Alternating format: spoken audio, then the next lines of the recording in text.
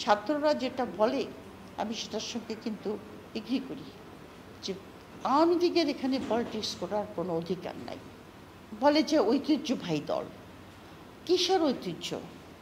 1970 পর্যন্ত হ্যাঁ, তারা বাঙালিদেরকে আমাদের অধিকার, আমাদের রাইটস, এক্সপ্লয়টেশন।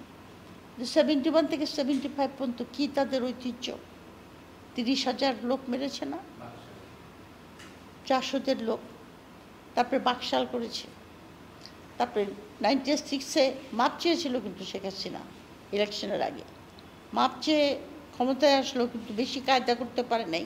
কিন্তু যেদিন থেকে সে ক্ষমতায় পেয়েছে 2009 সাল থেকে, সেদিন থেকে সে চেষ্টা করেছে এই দেশটাকে সম্পূর্ণ পঙ্গু করে দিয়ে সে একটা ভারতের একটা ভারতের আধিপত্যবাদ এখানে সব দিক দিয়ে করেছে।